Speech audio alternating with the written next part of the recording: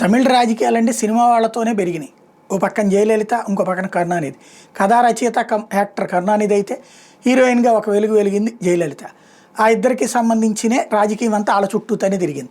ఆ తర్వాత కాలంలో విజయకాంత్ కావచ్చు, ఇప్పుడు విజయ్ కావచ్చు, ఆ మధ్య కాలంలో శరత్ కుమార్ కావచ్చు, ఇట్లాగ అనేక మంది సినిమాల్లోకి వచ్చిదే రాజకీయాల్లోకి వచ్చినటువంటి వాళ్ళు ఉన్నారు. ఖుష్బు కావచ్చు, వీళ్ళందరూ కూడా. అయితే ఇక్కడ అప్పట్లో సక్సెస్ అయిన తర్వాత మళ్ళీ ఆ స్థాయి సక్సెస్ ఎవరి వల్ల కాలేదు. రజనీకాంత్ ఆ మధ్యకాలంలో 96వ సంవత్సరంలో డిఎంకే ప్రభుత్వానికి మద్దతు ప్రకటించారు. డిఎంకే అప్పటికి ప్రతిపక్షంలో ఉంది, వాళ్ళకి మద్దతు ప్రకటించడం, వాళ్ళు గెలవటం, జయలలిత ఓడడం జరిగిపోయింది.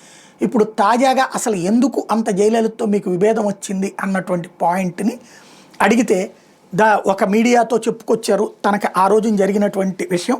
1995లో తన బ్లాక్ బస్టర్ చిత్రం భాష శతదినోత్సవ వేడుకలు జరిగినప్పుడు ఆ వేదిక మీద తను మాట్లాడింది తమిళనాడులో బాంబు సంస్కృతి గురించి ప్రస్తావించానని.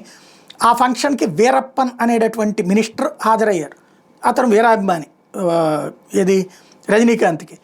ఆ విషయం మీద వీరప్పన్ అక్కడ వేదిక మీద ఉండగానే రజనీకాంత్ ఈ వ్యాఖ్యలు చేశాడు.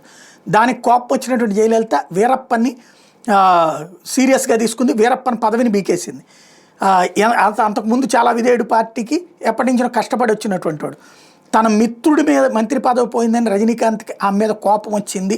ఆ విషయాన్నే అందుకనినే అంటే నన్ను నమ్మిన వాళ్ళని నువ్వు అట్లా నాశనం చేస్తావని నేను అది చేశాను అన్నటువంటి విషయం చెప్పుకొచ్చారు. అంటే అదే తన కోపం తప్పించి వ్యక్తిగతంగా మరి ఏ విభేదము వివాదం లేదని. వాస్తవంగా అంతకుముందు కూడా ఈగోస్ ప్రాబ్లం వచ్చింది జయలలితకిను రజనీకాంత్.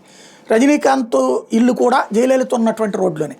ఆవిడకి ప్రోటోకాల్ ఉంటుంది కాబట్టి, ముఖ్యమంత్రి కాబట్టి ఆవిడ వస్తున్నప్పుడు సెక్యూరిటీ ఆపేస్తారు ఇతర వాహనాలు. అలాగే రజనీకాంత్ వస్తుండగా వాహనం ఆపేశారు. ఆపేసేటప్పటికి అంటే జయలలిత ఇంకా 15 నిమిషాలు ఉంది రావడానికి, ఈలోపే అయినా సరే ఆమె వస్తుందని ఆపేశారు.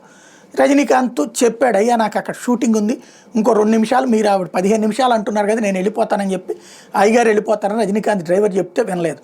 రజనీకాంత్కి తప్పదని చెప్పేసి ఈ విషయాన్ని చెప్పారు డ్రైవర్. దాంతో రజనీకాంత్ కోపం వచ్చింది, దిగాడు బయటికి. దిగేసి సిగరెట్ వెలిగించుకుని అక్కడ ఉన్నటువంటి ఒక కరెంటు స్తంభం పక్కన నిలబడ్డాడు. దాంతో రజనీకాంత్ అంటూ ఆ ఏరియాలో జనం అందరూ పోగుపడిపోయారు. చూడ్డానికి జనం పోగుపడిపోయేటప్పటికి ఆ రోడ్డు అంతా ట్రాఫిక్ నిలిచిపోయింది. చివరికి జయలలిత కాన్వాయ్ ఆగిపోవాల్సి వచ్చింది. అప్పుడు జయలలిత ఆ రోజున రజనీకాంత్ మీద కోపగించిందని, రజనీకాంత్ కోపాన్ని ఆవిడ చూసింది అన్నటువంటిది తమిళనాడులో చెప్పుకుంటారు.